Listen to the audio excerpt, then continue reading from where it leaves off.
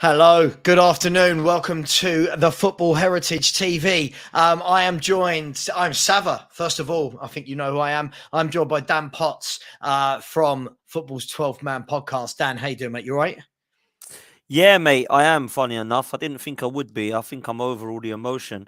And I'm not going to lie to you, Sava. I'm so tired because the game went to like penalties and it was an evening game and I had work this morning early and I had to get bits of done.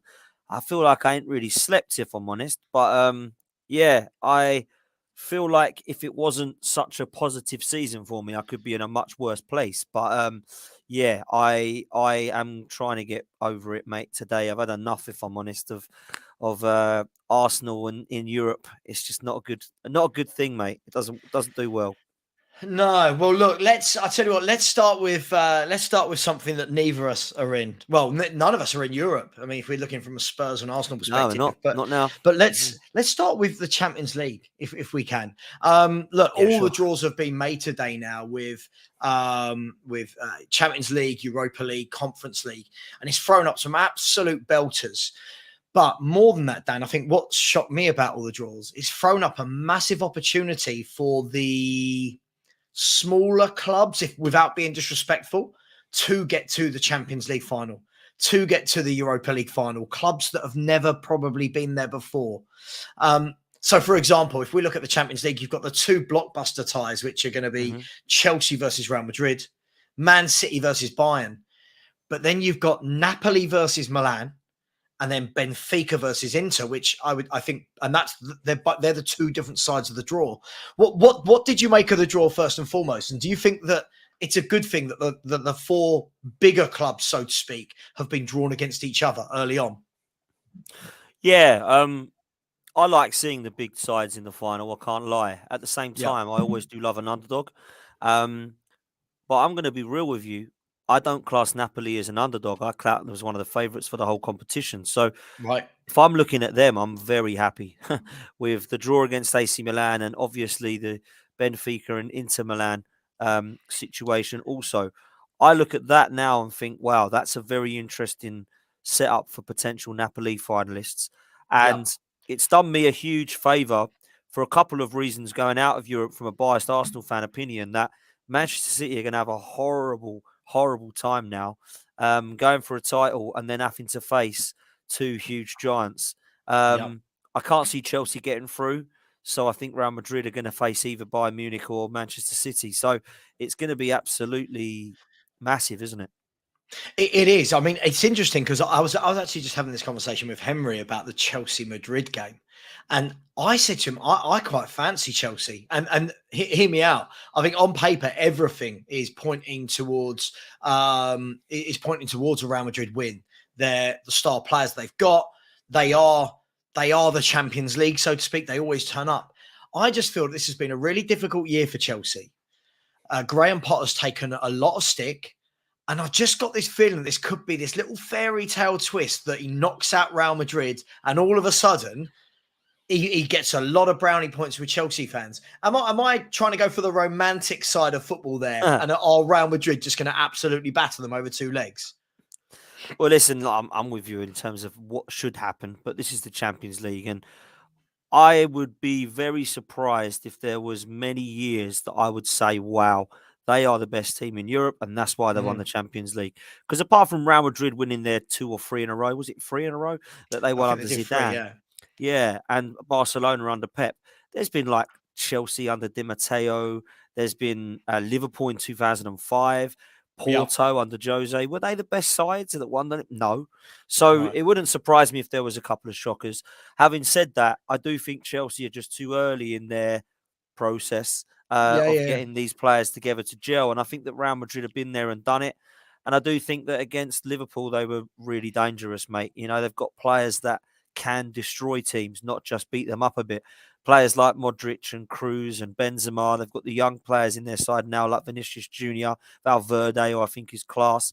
So I don't see Real Madrid as a team that will come under threat against Chelsea, but I could be wrong. Mhm. Manchester City, I mean, Haaland said it. They bought me so they can win the Champions League. Yeah, So yeah. that says it, doesn't it all? They would not like Do you that think draw. that's the? Do you not think, though, in a funny way, Dan, that they might like that draw in terms of Bayern Munich are a very high pressing team, right? They're a high pressing team. Their defense plays really high up. And most of the time, when Man City play against teams, I would say 95% of the games they play in England, for example, everyone's got 10 men behind the ball. They're trying to make sure there's space in behind.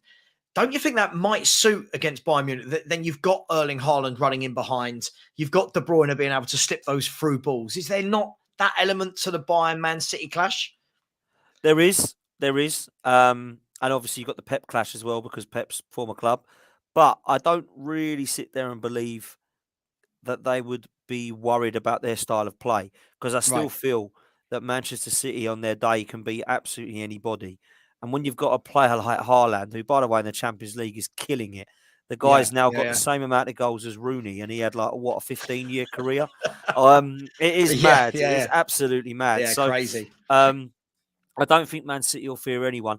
You make a good point, though, about how a team like yourselves, Tottenham, they always seem to struggle against Tottenham because of the style of play, etc. Yeah.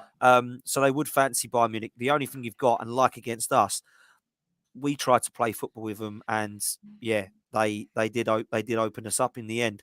But when you match it, sometimes you can give them a good game. But I don't know. I just think Man City will get. I think Man City will get through this one. It's going to be so interesting, mate. It really is. I just don't know. I've not said Man City will win it from the start because they just seem to find a way not to. Every year, everyone, for the last 4 years, I've said, this one, Man City will win it. And the thing is, they tend to come unstuck in the game that they shouldn't. I know last year against Madrid, even then, they battered Madrid in both games. From pillar to post, they battered them and didn't get the goals. But just quickly, before we carry on talking about that, please smash the likes. Please subscribe. So go over and subscribe as well to Dan's channel, the Football's 12th Man podcast.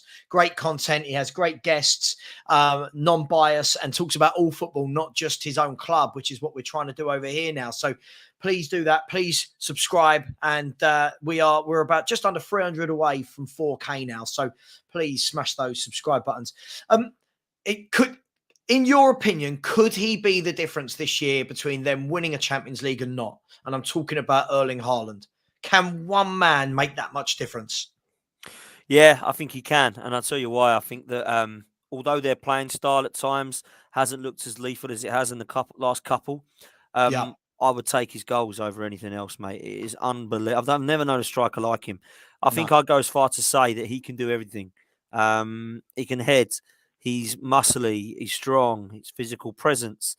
He's got pace, he's got power. He knows where the goal is. He can score all types of goals. He can use both feet. And he's always in the right place, like constantly in the right place, isn't he? Yeah. Like whenever it's a real art, there's 10 players in the 6-yard box, but it drops to him. Like it's like he's got a spidey sense. The intelligence is there, mate. The intelligence and anticipation of where the ball's going to drop seems to be there. And I think if you was to mould a little bit of everybody's attributes into one man, it would probably be Haaland. And I'm not even joking when I say that, because, the finishing and ability of somebody like Ian Wright, always in the box. You've got the technique that he's got with his and his strength and his power. I just think of every like Premier League player I'm thinking, he's got finishing like Fowler. He's got finishing like Wrighty. He's like Drogba in terms of his physical presence. I'm thinking, wow, what is there that he can't do, this guy? Maybe he's not the most technically and he's only 22. But I know, mate, it's crazy. He's 22, and I think what I see a lot of, I keep seeing him get compared to senior pros. Like, oh my God, he can't do what Benzema and Kane can do in terms of a back to goal, hold the ball up, bring others into the game. But the funny thing with that is those players weren't doing that at the age of 22 either. I think we've got to remember that I think lots of strikers tend to do this. When they're younger, it's goals. As they get a little bit older and they develop and they learn and they've got that bit of experience, it then starts to become, right, how can I help my teammates? How can I make more intelligent runs? How can I hold the ball up and drop deep? So I think it's really, really frightening that he's 22 and this good. Listen, he is, in my opinion, the best striker in the world right now. The numbers prove it. I don't know anyone who scored 39 goals in a season in March. I mean, that's just absolutely mad. Yeah.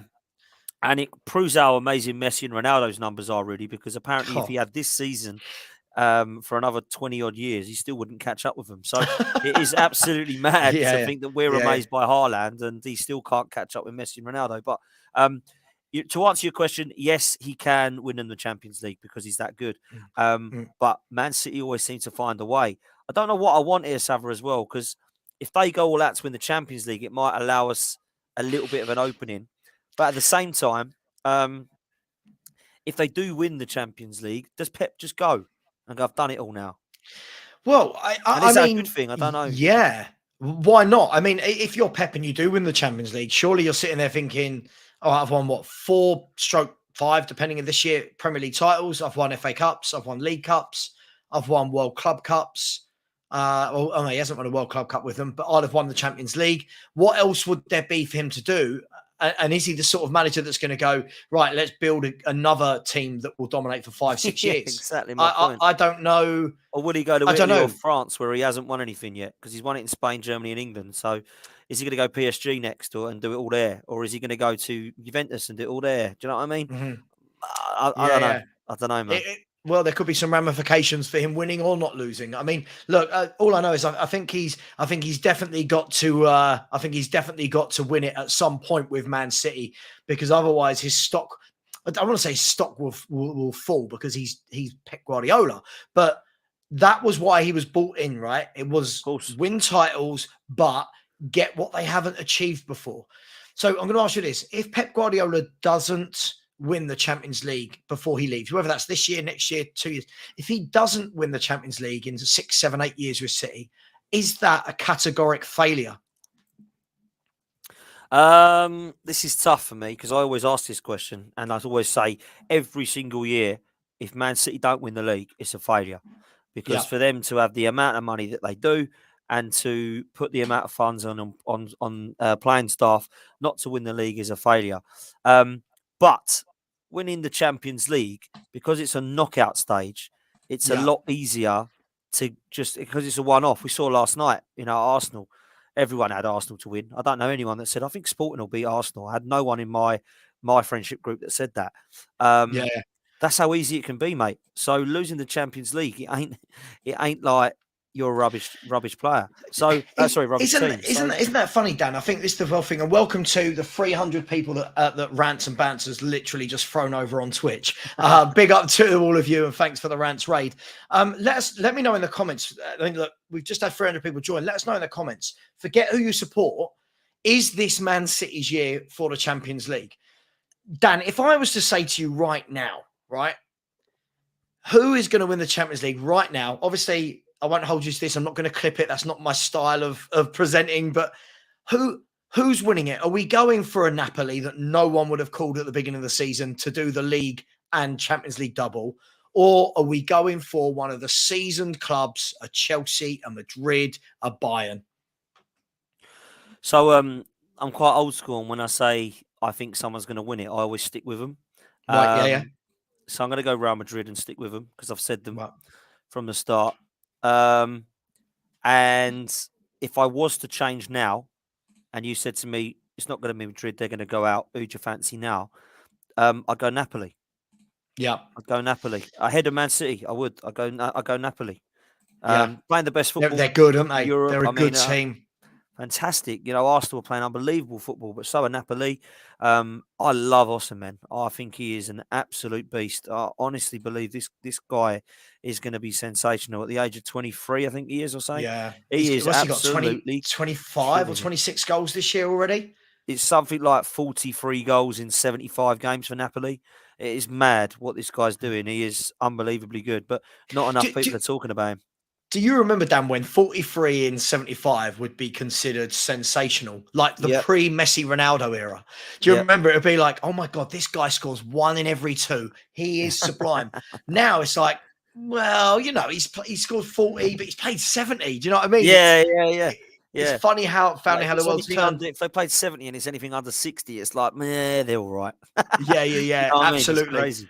Absolutely. Just going to do a shameless plug. Thank you for all the people that have just joined. Thank you to all the people that have come over from Twitch as well. I'm going to ask a shameless favor. We're trying to get to 4K. 300 of you have just joined. I'm going to stick my YouTube link in the chat. If all 300 who have just joined could smash, I know that's never going to happen, but if as many as possible could go over and smash the subscribe button on the link I've just put into the chat, which is Football Heritage TV, I'll be eternally grateful. It's free. You just have to smash the subscribe button. And when I get to 4,000, I will do some ticket and shirt giveaways as well. So please, please, please, everybody who hasn't subscribed, please do. And also go over to Football's 12th Man podcast and support Dan Poots. And he's got some brilliant content going on over there. Are we going to completely write off either Inter Milan or Benfica? Because that's going to put one of them, obviously, is now going to be in the semi-final. That's when you start dreaming. You made it that far. You're at 180 minutes away at that point. Are either of them good enough to go on, bearing in mind they'll be playing the winners of Napoli-Milan? Are either of those two clubs good enough to go on and win that Champions League? Benfica are an interesting one.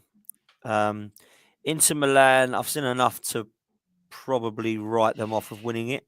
Yeah. But Benfica are an interesting one because they're a team that I think go under the radar and have done for a good few years now. But look at some of the players that have been developed from that club. I mean, wow. We're talking serious players that have now gone on to do amazing things with Man City, Edison and Ruben Diaz being two of them. And I look now and think this is a club that is a very interesting, well-run club. And well-run clubs like that deserve glory. You know, they really do. But I just don't see them getting past Napoli. And if they do the unthinkable and do that, I don't see them winning the final, either of them, if I'm honest. So, listen, AC Milan could cause an upset. Don't get me wrong. Olivier Giroud, bless him, he could come on as 36-year-old and get a header and dump them out. But I don't see that happening. I think Napoli will get through that one. And it's going to be about who they face in the final, in my opinion. I can see him getting to the final now, Napoli. I really can. Yeah. Look, absolutely. I agree with you. I think Inter Milan are a very well drilled unit, but from what I saw the other day, they were absolutely hanging on for dear life against Porto. I think they were hanging on for dear life. I think the only team I can see from that half going that far is I would like to see a Napoli Benfica semi-final. I think that would be a real good. I think I don't know if I like using this word, for the football purist, I think that would be a really good game. You know, neither team are going to sit back. You know, they're both going to try and play football. And you know that they've then got a sensational opportunity of making a Champions League final. And it could be that Porto type year. I know. I don't think we've had it since. Don't know. Can you think of since Porto? Has anyone won it that you would go? I couldn't see them winning it. No, not really. Since then, I suppose. I mean, Chelsea under Di Matteo was one that I looked at and thought, "How the hell have they won that in 2012?" That was a madness, to be fair. I think you're right, though. Other than that, it's been the Real Madrids, the Barcelonas, the Bayern Munichs of this world. Liverpool, United, Chelsea. It's not really. I don't think there's ever been like, wow, Marseille have won it. Do you know what I mean? I've not seen that in a long time. That's the guy I like. I don't know his name. How the hell do you say that name? Yeah, isn't it? Listen, I think it's Kvaratskhelia. I'm not sure. He is. I know they're calling him like Kvaradonna, aren't they? Like he is sublime. And I'll tell you what, whoever scouts for Napoli, hats off. They got him. Was it Di Lorenzo, Lobotka, Osimhen? I mean, just some talent there. Kim Min-jae, centre half as well, to replace Koulibaly. Just absolutely brilliant. Listen, we're going to move on to the Europa League now. Smash the like button, people. Smash the subscribe. There's so many of you in here. All you got to do is press subscribe. It's free, and there could be a chance to win the shirt of your choice and some tickets to a game of your choice. Dan, the Europa League. Talk to me. Last night I watched your game. Thoroughly entertaining. I thought Sporting Lisbon were very good. I thought they had some good stuff. I thought in extra time, though, it was all one-way traffic. What went wrong? Why didn't you quite get over the line? I think the manager was extremely arrogant and disrespected Sporting Lisbon. I can't lie to you. I wanted to play a strong 11 and I wanted to take the 4 or 5 subs off that he believes are our star boys, and then we win the game and see it out that way. He tried to rotate, then panicked, threw everybody on, and we went out on penalties, which has left everyone quite embarrassed, if I'm honest, because we should not Right. be losing to Sporting Lisbon. Now, listen, the team he selected, I don't think we can sit there and say it was a shambolic side and it wasn't strong enough to beat Sporting Lisbon, but it isn't a Yeah. side that's played together for a very long time, Sava. So Aaron Ramsdale, it surprised me because I thought Turner was going to be playing in goal. He's played Turner throughout the whole competition. So I Right. was really Yeah. pleased about that because he made a real couple of howlers, in my opinion, in the first leg. Kivior likewise had a debut, and now we got to the stage where Cabrio and Saliba was back in. Tommy Yasu at right back, who unfortunately got injured, and Ben White had to come on quite early on, and then left back was Zinchenko. So I thought, wow, we're pretty strong at the back. A front three of Nelson, um, with Jesus and Martinelli. But our midfield was awful, mate. Absolutely awful. And that's what lost us the game, in my opinion. Jorginho on the ball, not a bad footballer at all. Actually, a very good Mhm. one. Off the ball, no mobility, really poor. And it showed. Granit Xhaka, no, 120 minutes from this guy's a machine, by the way. Just never seems to ever get injured and never seems to ever have a rest. Um, but Fabio Vieira is such a drop off from Martin Mhm. Odegaard, mate. He is such a drop off. And he was poor. And I think when you look at that, you think, right, you've got to stick with that now. Unfortunately, we got injuries, Saliba, Tomiyasu, and I hope they're not long term. That meant that Jesus had to come off at half time because you can only use your 5 subs within 3 installments. We'd already had 2 because of injury. So Jesus had to come off at half time. So it doesn't count as a sub. And Yeah. then Yeah. Yeah. obviously what you have is you have Saka and Party. And I sat there, Sava, and I thought, why didn't he just start all these? Why are they all on now chasing a game? Right. Like, the Yeah. Yeah. arrogance of that is poor. So for me, if you're going to make changes, it's absolutely fine, but they need to be a strong enough side for you to have gelled them together to go and win against Sporting Lisbon. And they didn't. We deserved to win last night. They were the better side. They caused a lot of problems. Ramsdale saved one with his face from that Marcus Edwards who you boys had, who looks all right, by the way. Yeah, Um, yeah, he's an interesting player, Edwards. I he think he's is. one of those. I think he plays in patches. I think he Mm, either looks absolutely brilliant for a moment, or you don't notice he's playing. that's I fair. think he's one of those. Yeah, that's fair. Um, So when we went 1-0 up, I think everybody in the ground was pretty confident and comfortable that we go on to secure a good couple of goals. But we weren't playing well. We really weren't playing well. Off the ball, we were bad. On the ball, we were sloppy. Our passes were all over the place. I thought Zinchenko was probably one of his worst games. I don't know if he was playing right wing, right back in the changing rooms. I don't know where the hell he was. He was all over the place. Jorginho, all over the place. Vieira, not good enough. And our front three looked exhausted, mate. Absolutely not the same front three that I've seen for the last few. So that was really disappointing. Mhm, But when we were 1-0 up, I always fancied that we might be okay. When they get that goal, that was when it changed for me mhm. because they were always on top and they just couldn't get through us. It took a moment of magic.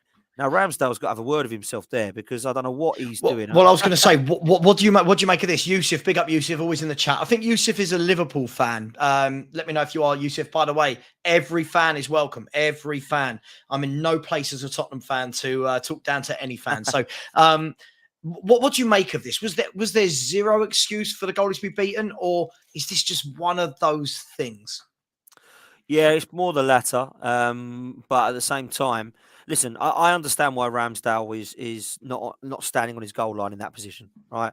Not many goalkeepers would have been standing on his line. But to be beaten from that distance, you've got to come up with a pretty good excuse as to why. And I actually thought he could have come back and made up for it. I don't know what he was doing. I really don't. I've watched it a few times. I keep thinking, how has he been found out there? It doesn't look like, wow, he's never getting back. It looks like he's close to it and he should do better for it. He had an Yeah, interesting night, Aaron Ramsdale, because there were some moments of brilliance and there was some moments of disappointment. And I think I was disappointed with the lob, but I was also disappointed by the penalties. I didn't think he got close to many of them when I think some of them he should do. So, I don't think we were winning that game, and I don't think we deserved to. I'd go as far as say it was criminal if we went through last night because we didn't deserve to. They were the better side, and I hope this does us a favour now, and it's a blessing in disguise because I looked at mhm. the fixtures today, and oh my God, we have avoided some unbelievable. I didn't want it. Don't get me wrong. I wanted to be in the competition. I want to be in all of them. But 7 games in 20 days don't sound fun Is to that me. what it would have been? Yeah, and with our Yeah. See, squad, mate, I don't know if we got that. well, this is the thing, isn't it? I think I'm always like, look, Dan. I think you probably know me by now. I'm a keep my feet on the ground kind of guy, right? So I think some people they see their team win their first 6 of the season and go, "Oh my god, this is the best ever. We're going to win everything," and then you realise there's a long way to go. There's a lot of. I'm not talking about Yep. Arsenal, by the way. We've seen it Oh, in years no, gone with by them. where a team like Blackpool, remember that year where Blackpool Mm, started off amazingly and everyone was like, oh my God, Blackpool going to mm. get Europe. And it was like, That's right. hang Yeah. on, you're 10 games in, right? And I think this is the thing with football. And let us know what you think about this in the chat and keep subscribing, you very tight people. Help me get to 4,000. What's wrong with these people, Dan? Come on, people. Let us know in the chat what you think, because the business end of the season is where we are now, right? You're approaching the last 10 games of the season. You're approaching quarters, semis, and finals. And this is where squads kick in, right? This is where, all right, we've got the best 11. Hang on. But the drop off to the next group is not what it is. And this is what Man City and historically the Invincible team, historically Man United's teams, Chelsea teams under Jose, etc. This is where they came into their own with the rotation. With that in mind, do you think that that's playing a little bit of a part of why Arsenal are no longer in any competition other than the league? Yeah, I just don't ever feel like we've had a transfer window where I thought that Arsenal's squad was strong enough. I've always felt we left a bit short. I mean, last January we didn't even do anything at all, apart from get rid of Aubameyang. Left ourselves short, fell out of the top 4. This season, in my opinion, in the summer, left ourselves short. And in this transfer window just gone, left ourselves short. Now, not by lots, not by 7 or 8 players, but I certainly think in a couple of areas we are left short still. Now, when Manchester City can rotate against Leipzig and draw, that shows the difference in quality between Arsenal squad and the Man City squad. So when we have the players that we missed out from yesterday were Ødegaard, Partey, and Saka. And we missed them so bad, mate. It was unbelievable. Because the drop-off is Jorginho, Nelson, and Fabio Vieira. And that says all you need. The drop-off... And what's the City equivalent of those 3 players? Well, there we go. Bernardo Silva, Foden, and Mahrez, let's say. Right, so, for Grealish, Gundogan, and somebody. Yeah, precisely. So we're in a different league and different world, mate. And I think that's why people have underappreciated how well we've done this season in terms of the league to keep up with Manchester City, because that is an unbelievable squad and it's one of the best in the world, if not the best. Now, I think when you look at what we've done in Europe, let me just grab this up, mate, because it was something that I looked at today and I thought, is that an excuse? Is that like a don't matter anyway? And I thought, maybe it is, but actually they've got a point. So a lot of Arsenal fans, I don't agree with. Oh, it doesn't matter. We're out of Europe. Who cares? We're not going for that anyway. I don't share that at all. That for me is mad. I was disappointed when we lost in the FA Cup and the League Cup too. But for context, the fixture list over the next 3 weeks would have been Liverpool, 3 days later Juventus, West Ham away 3 days later, 3 days later Juventus, 3 days later Southampton, 3 days later Man City, 3 days later Chelsea. 7 games in 20 days. That would have been our... And that could... I mean, listen, if we win them all, you're going to win the league and probably the Europa League. But that could have ruined our title challenges, could have. So I don't want to sit there and make excuses and say that I'm really happy that we're out. Well, hey, it's all the league that matters, because I'd love to have done the double. But I do understand why people do mention that and say, do you know what? It's fair play, because, 7 games in 20 days would have destroyed our squad that is actually quite short in parts. Yeah, absolutely. I think it's tough, and the business end of the season is here. It's upon us.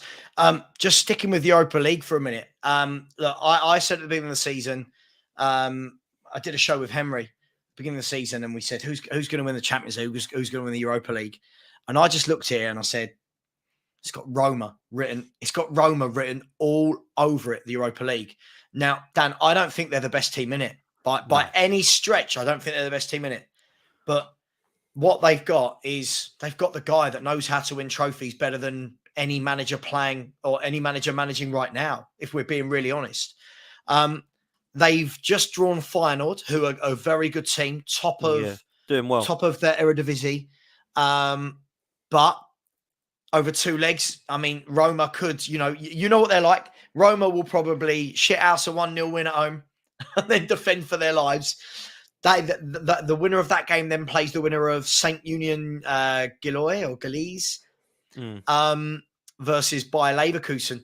What money are you putting on Jose winning this, or do you think that Juve, Man United, and Sporting, do you think these teams are just a bit too strong?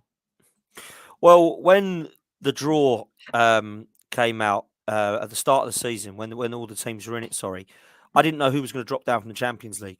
So teams like Juventus and Sporting were never a part of my prediction. So it's hard to look at this now. Manchester United and Arsenal were the 2 favourites, of course. And I said, I think Arsenal might win it this season. At the time, I didn't think we'd be in a title race. So that's why I thought we'd be going all out for this. So I really thought that we'd win it. Now that we're in a title race, we've obviously decided to play kids in some of it, or not kids, that's unfair. Play a couple of B team players, I should say, last night, and we've gone out. So that's not an option now. And the lads who asked me that question said, who do you fear if it's not Arsenal? And I said Roma straight away. And they went, what? They're rubbish. I said, they are absolutely shocking. I said, but they've got Jose Mourinho, who's won the Conference League. Funny enough, Roma and Feyenoord was actually the final of the Conference League last year, I believe, if I'm not mistaken. So I think Roma have got an unbelievable chance. I still do stand by that, mate. And you're right. He knows how to do it. Manchester United are going to be the favourites, of course, and I understand why. Yeah. But I would put my money on Roma to do it because he just knows how to do it, mate. Yeah, it's an interesting one, isn't it? I suppose, look, from a fan of a club that isn't in it, do you know what? I actually enjoy watching it because when you don't have a horse in the race, like I tell you what I loved watching the penalty shootout last night. I know from an Arsenal fan perspective, it's torture, right? Yeah. But when I'm watching a penalty shootout of any game that doesn't involve my club or my country, there's nothing better. And that's the vibes I'm getting from Champions League and Europa League since Spurs have gone out. I can relax, I can enjoy it. And listen, I don't have a particular, I'm not like, oh my God, I want that team to win. I just think Roma will somehow get there. If he doesn't win it, I think he'll come bloody close to winning it, Dan. And, you know, when you look at their team, they've got a lot of good players, but they're very much a Jose. If you ever looked at a way a team play and says, that's Jose, they're Jose. I mean, Real Sociedad have been very good this year in La Liga and have had 180 minutes and not managed to lay a glove on this Roma team. Most weeks in the league, they don't concede. They win games. It's like the George Graham side. They're like 1-0 to the Roma. But yeah, interesting. I mean, if you were going to put your money on it now, are you putting your money on United as favourites or Roma or Juve? Who's your money on for that competition? I think everyone would say Manchester United, but they just have this way for me that they just look very naive in certain games. So I would go, if I had money, I'd go Roma. I'd go Roma because they're the ones that I said after Arsenal that would be the threat. And I'm going to stick by that, you know, and there we go. Yeah, Foxy is saying it was the final of last year. I thought it was. Yeah, it was. Yeah. Well, and Dan, that was Roma's first European trophy. There you go. He goes there under Jose. First European trophy to get them into the Europa League. They're now primed in a great position to finish top 4 this year, so they'll get Champions League football anyway, or they should. I heard that he was dead. I heard that he was, he was finished as a manager. Yeah, washed up. He's doing a good job again, isn't he? I know Man United fans will disagree, but he's still won 2 trophies there, and you just don't lose it, do you? No, you don't. And he's won something everywhere that he's gone, other than at you boys, which is mad. And even then, he was sacked. He was sacked 6 days before a final, Dan. Criminal, mate. Absolutely shocking. You know, it was criminal. But yeah, no, I'm a fan of what he's done in football. I don't like him, but you have to respect it. And the CV's there, man. Tammy Abraham's a player I really like at Roma, a player that I would like as well. Arsenal, a player that I would believe is a different profile striker. And I think he's an awkward centre forward. Would you say that? I think he's really underrated, man. Underrated, I think. A lot of Chelsea fans will tell you that the last actual centre forward they actually believed could do something for them was Tammy Abraham. They got rid of him, and I was gutted when we didn't get him. I knew we would have because obviously he was at Chelsea at the time, but it was us and Roma that were in for him, and obviously he wasn't going to send him to Arsenal, so he went there. Yeah. I really like him. And I think he's got time to grow as well. He's a good age. Yeah. And you messaged me last night when the game was on, saying that you thought Ruben Almiron would be the next Tottenham manager. What made you come out with that comment? Yeah, I was told about yesterday. There was a few people text me saying, "Oh, this Amorim guy who's at you guys. They're talking about him going and replacing Conte. They like him. Tottenham are looking at a player, a project manager like him, and I think he could do worse, mate. I've liked him for a couple of the times he's been there. A couple of games I've seen him. I think they play good football. And he's a young player that can grow and learn. And I think he's a project manager type if you fancy that. But I don't know what league he fancies, mate. I don't really care if I'm honest anymore. I know what he fancies. He likes making money. He likes making money, Dan. That's what he fancies. Well, I ask you, would you go for him? Would you want Amorim? Yeah. Listen, we've played them twice this year, and both times I've been impressed with the way they move the football. For me, it's not so much about formation. Look, I'm not the world's biggest fan of 3-4-3, so to speak. But I think if you're fluid, if you play the ball on the floor, I'm cool with that. And I like last night, they had some good interchange in their play. They look very comfortable playing out from the back. And whenever I've seen them this year, I've been quietly impressed. I really have. Has he got the players to go on and win that competition? Look, you're 2 rounds away from winning it, so who knows? But all I know is the English clubs are not having it all their own way, are they anymore in Europe? I feel like that has kind of changed in the last few years. That the English clubs are finding it more difficult to win European trophies. I mean, listen, I'm not going to say completely, but it goes in cycles. I think we talk about our league being the strongest in the world, but we do seem to struggle. A lot of the English teams struggle against these more cultured teams that play out the back, as opposed to that kind of helter-skelter, hectic style of football that you might find in the Premier League. Do you think there's anything to that? See, I kind of disagree when people have always said England is the best in terms of quality. Of teams, because I think it's the best to watch and it's most entertaining. I mean, that leaves everyone else dead in the water. But I don't think that we've always had the best teams in the world. Otherwise, we would have been winning a lot more than we have. If PSG and Real Madrid and Bayern Munich joined the Premier League, where would all of us finish? Would we finish above them or below them? We'd probably finish below them, So right. It's never always been for me about, wow, the England teams are so much better than everyone else. But we certainly have the best league by far. So I don't know about why we've been struggling of late. I can only think that the quality has just not quite been there. I think a lot of the teams in England have gone through a transitional period as well in the last few years. I think that Arsenal, now Spurs, Manchester United, Chelsea in the last few years have all gone through that transitional period. So there's only been Man City and Liverpool that have ever really stood a chance, in my opinion, of competing with the best. And they have done, to be honest. Man City and Liverpool have got to finals and semi-finals of both the Champions League for the last few years. So I think that's how I'd answer that question, really. I don't really see that England have always had the best, but they've definitely been the best league and the most entertaining by far. Yeah, absolutely. Just quickly before we move on, we've got about 15, 20 minutes left. Please smash the like button. Anyone that hasn't, please subscribe if you haven't. We just had 15 people have subscribed while watching today. So thank you very much to all of those people. If we can get another 10 to 15, I'll be eternally grateful. And once we get to the 4K, we will do a couple of giveaways. Get over to Dan's channel, Football's 12th Man Podcast. And for your sins, if anyone does want to watch me, I will be doing a 30 minutes in a couple of hours about Tottenham versus Southampton tomorrow. Dan, before I move to the Conference League, because obviously England have got, well, let's do that first. I'll come back to you. I want to talk to you about Arsenal and lots of people now saying, oh, the wheels are going to come off, etc. But West Ham are in the Conference League.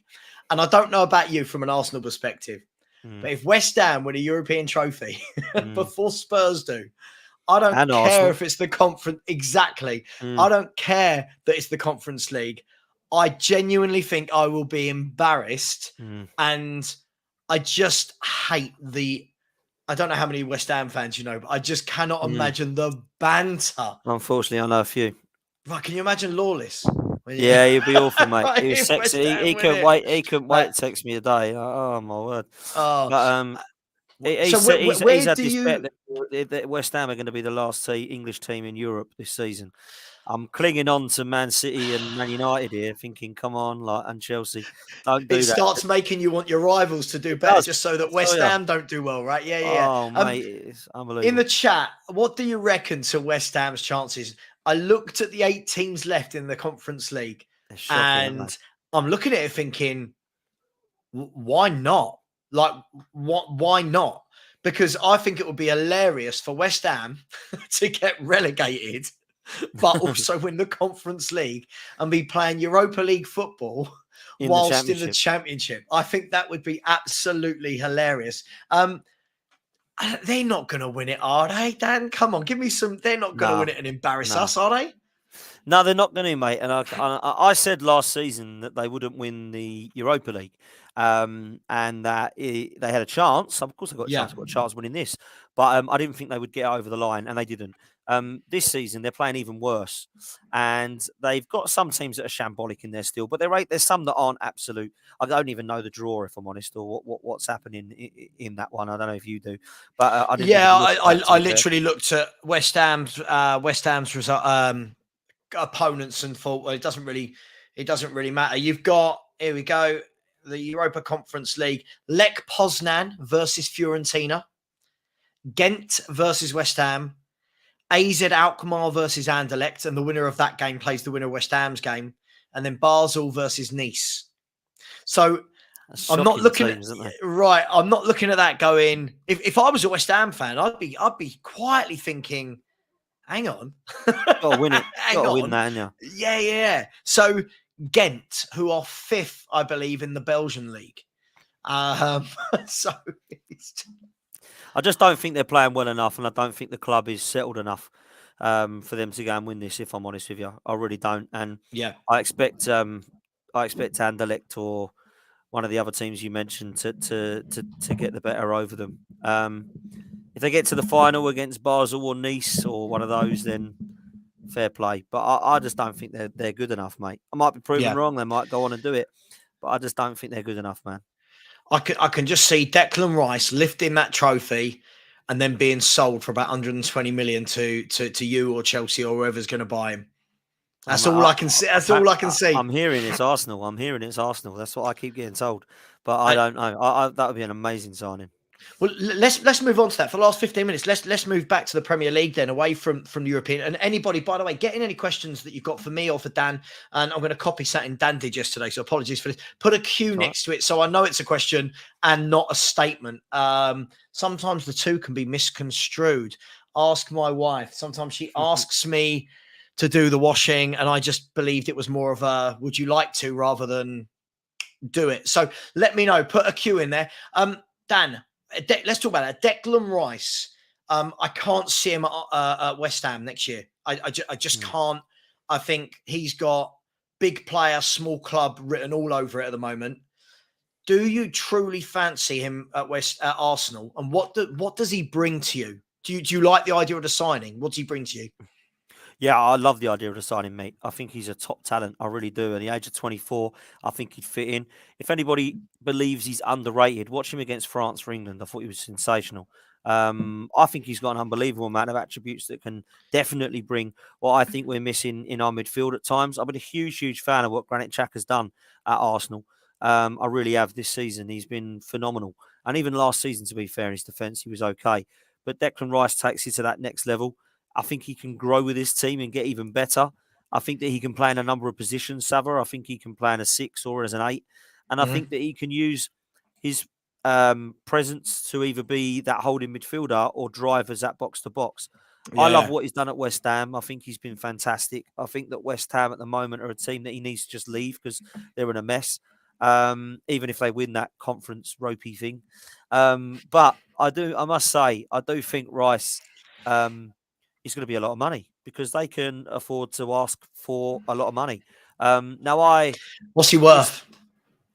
I mean, this is a good question. He's not worth 120 million for me. I don't think many players are. But it wouldn't surprise me if they're looking between 75 to 90. That would be something that I would be seeing as okay, reasonable for English tax and someone who probably is going to be one of the best in his position. So I don't think that we can sit there and try and get him for 40 million or something crazy like that, unless they go down, which would be funny. And Yeah, then we yeah, might be yeah. able to get him for cheaper. But I think he'd be a great signing at Arsenal. And yeah, what do Is you he think? is he the natural Xhaka replacement? Is that what Um, a that didn't roll off the tongue at all? I was going to say a Rice party Rice combination. Would that be yeah, the two? I think Chaka would be the one to fall out the side. Erdegaard and Partey would stay in. The good thing about Rice signing as well is that if Partey does get a knock like he has done, then Rice can come in there and complement Chaka and Erdegaard. So um, that's where I see it as. I think he'll be a top signing. I think he wants to stay in London, from what reports say. I don't know Declan Rice, by the way. I make it sound like I do, but Yeah, yeah. a lot of Me, people. me and Declan. Yeah, Me and Declan go back. A lot of people that you know, a lot of the sources say that Arsenal were the favourites to get him. Now, I don't mean that he's going to go Arsenal. He could go to Man United. He could go to Chelsea. I've no idea. I imagine all yeah. three of us will be in for him, but there's a lot of reports suggesting that he's really bought into what Arsenal are doing under Arteta. He's a big fan of Bukayo Saka, Ben White, and Aaron Ramsdale through the England mix, along with like the Smith Rowe and Nketiah links. And I think he knows all of that lot. So that would be a good link as well. He knows he's definitely going to play because at Chelsea, who knows who's going to play? I mean, it doesn't make any sense to me who the hell is going to play. And Yeah, yeah. Manchester United is the only other team that I think could offer him first team football alongside Casemiro. So I think that it's one of those two, if I'm honest, Arsenal or Man United. Yeah, I mean, it's going to be interesting. I think whoever gets him is getting a very good player. I don't go overboard about players. When I say very good, I just mean he's a very good footballer. I don't talk about world class. I don't like elite. For me though, I think it's crazy because like 120 million for me, only my opinion, 120 million should be getting you game changers. Mm. Now, whilst I understand that the price isn't the player's fault. It's not at all. It's down to the club. But what you are getting is, what is he, 24, Four. maybe? 24 years old. You're getting him for another 6-7 years. Even if you get 5 solid years out of him, you've got England's first choice central midfielder, which I believe he is now, him and Bellingham. You've got England's first choice midfielder. You've got the English homegrown quota. He's a captain. You know, he can play, as you said, 6 and the 8. He's a good passer of the ball, great tackler, great engine. It's a no-brainer, isn't it? For whoever goes on to get him is a very lucky club, in my opinion. Yeah, 100%. And you know, somebody said to me a couple of days ago as a laugh, like, if money was no object, who would you go and get at Arsenal realistically? You know, without the Mbappes and Haalands of this world coming to Arsenal. And I said, if I'm honest with you, the majority of them would be English, apart from Osimhen, who I like a lot. Yeah, yeah. The other three would be James Maddison, Jude Bellingham, and Declan Rice, because I think they would absolutely secure Arsenal's midfield for the future. Now, Moses Caicedo is another player that we were linked with in January, and there's rumours that we'll go back in for him again in the summer, along with Declan Rice as well, and have them as the Chaka and Partey replacement for the future. So it'll be interesting to see what we do. But I think if we don't win the league, it will be because our squad's not been big enough and we've had a couple too many injuries that we've just not been able to replace, and the drop-off's been too much. And it'll be interesting to me to see how big we do go in the summer. Yeah. Just quickly, before I come to ask you about Arsenal, Constantina said, Sava, would you take Marcus Edwards back at Spurs? More than good enough, in my opinion. I wouldn't, because I think what they charge for him would be a lot. And what I've seen of him, like I said to Dan earlier, I think there's moments where you go, oh, you're tasty. I don't know. Again, I don't know. Is he that week in, week out? And I think when you're talking about wanting a challenge for Champions League places, when you want a challenge for trophies, is sometimes, I call them sometimes players. Are they good enough? Like Richarlison for me is a sometimes player. Sometimes you go, yeah, brilliant. The rest of the time you go, well, really disappointing. So I wouldn't. I mean, from what you've seen of him, would you want him at Arsenal? No, I wouldn't. But I do like the player. Not sure he's somebody who can come into the Arsenal mix and take us to that next level.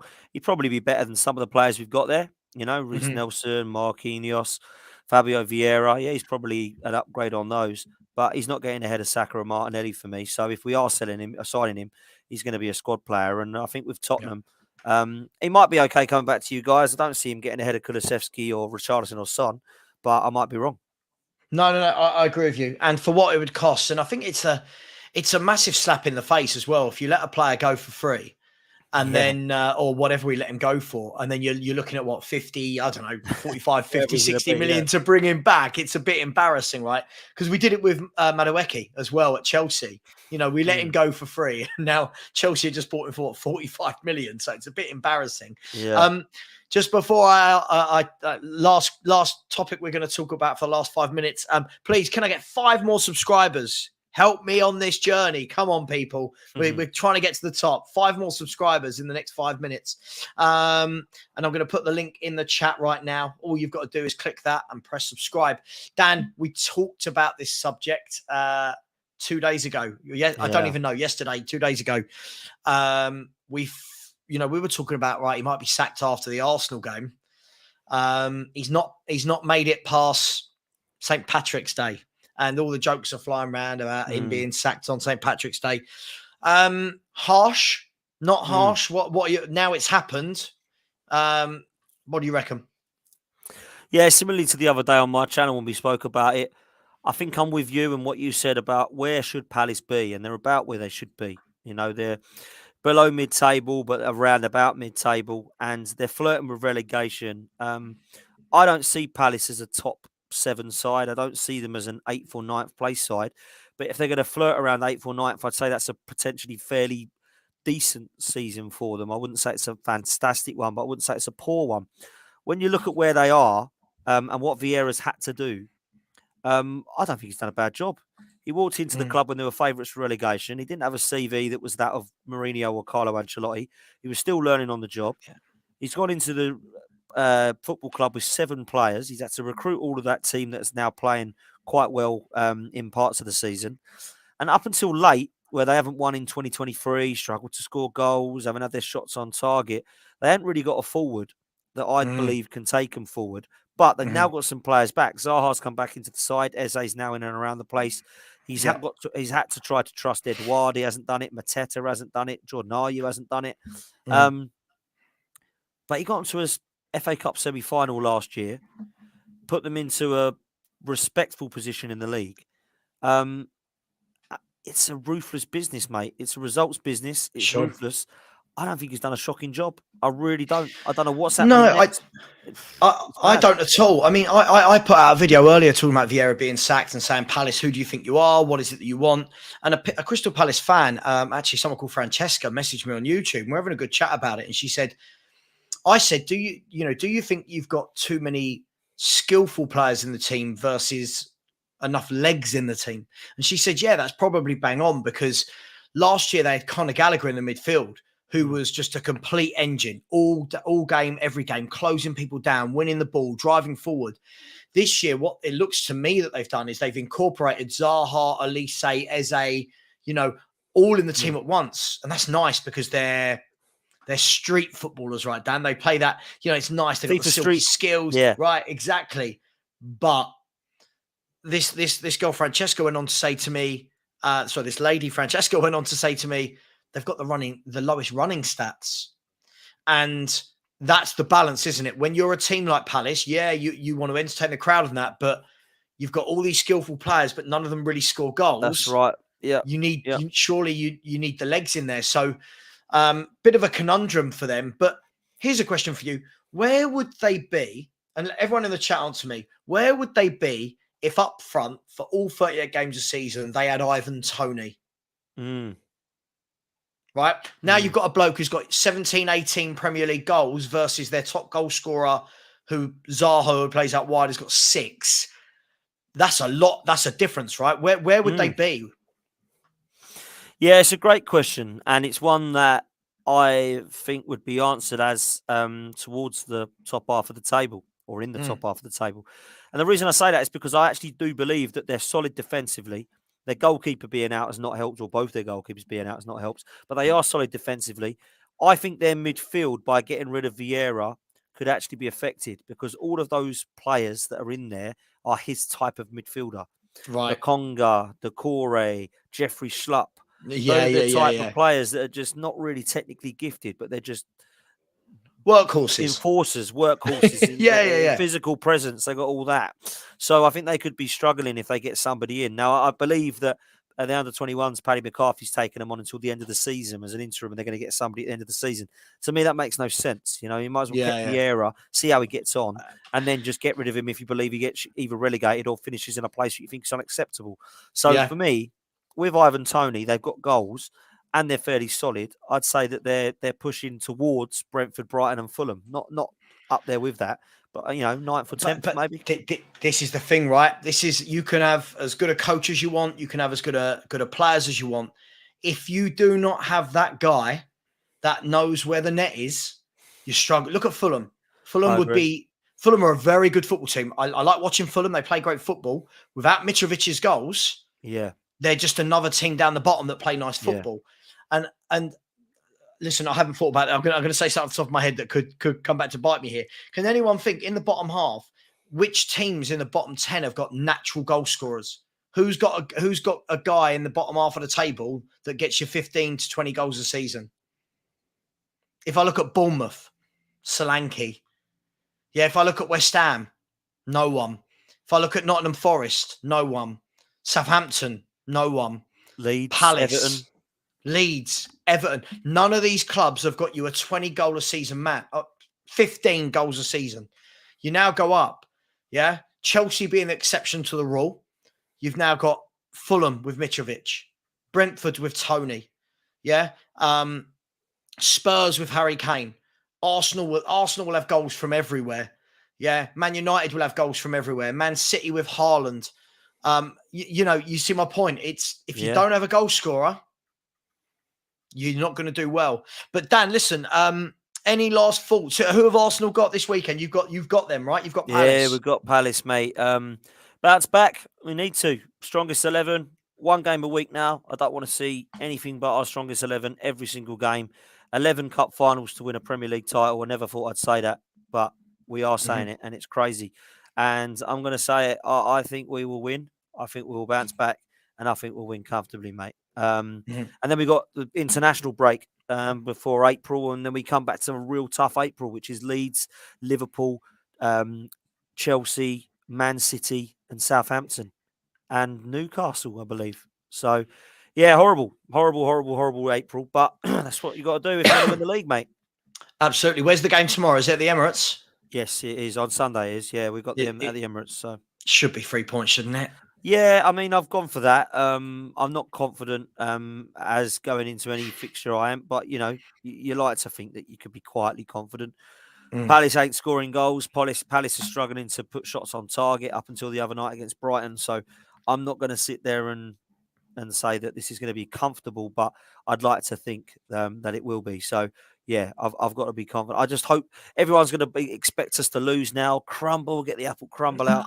I'm seeing it. I'm seeing it. Yeah. Yeah, you've lost the game. Sorry, not that I'm seeing the crumble. I'm seeing lots of fans going. People are saying. Yeah. Oh, they've gone, and I'm the other way. I'm thinking, well, from a rival fan point of view, not to win the league, but from a rival fan point of view, I'm thinking I want all the clubs around me in as many competitions as possible. I don't want them to win. I want them to go as deep as possible. Yeah, and go out in the semis and stuff. Right, because otherwise I'm now looking at Arsenal going, right, you're like us. You've got one game a week. That helps with injuries. That helps with limiting squad rotation, what we were talking about earlier. And look, last question. As it settles around, as it sits now, are you confident in Arsenal winning this league title? What's your percentage? Yeah, I've got to stick with it. I said after Manchester United at home, we win the league. I stood by it, and I started to think if we draw the Bournemouth here, we are not winning the league here because this is a poor game. Yeah. And then that last-minute winner made me think it's going to happen. Villa last minute, Man United last minute, Bournemouth last minute. The mentality of this side is unreal. And I think this will be a huge test now because we've overcome every hurdle pretty much that we've had in front of us this season, other than maybe a couple. And now this is the big one. Can we get through April and sit top of the league ahead of Man City? Or even if we're not top and we're joint with them or even a point behind them, I'll take it, mate, because we're in a title race going through to May, and that's what I wanted. Arteta time is the new Fergie time with all these last-minute Oh, goals. mate, it is, mate. But listen, that's the mark of champions, right? And you've got to go over the line. I think the worrying thing for me, and we are going to end right now, but the worrying thing for me is even if Arsenal were to finish second, the number of fans that are going to give you stick, there will be all the same fans that at the beginning of the year telling you wouldn't even make Champions League. So look, that's what you've got to look out for. But anyway, listen, we are going to Dan. Listen, always enjoy talking football with you. Please, everybody, get over to Football's 12th Man podcast. Great content, great guests. Got some Gooners on there. You've got West Ham on there. They're all on there. They're all on there. Go over there and support. Dan, thanks so much for coming on, man. Really appreciate your Always time. a pleasure, I know you're man. busy. And always a pleasure, man. Always help you out. And big up the chat. Make sure you get Savor up, people. Smash a like and subscribe. If you can come and help us get to 8K as well, that'd be amazing at Football's 12th Man podcast.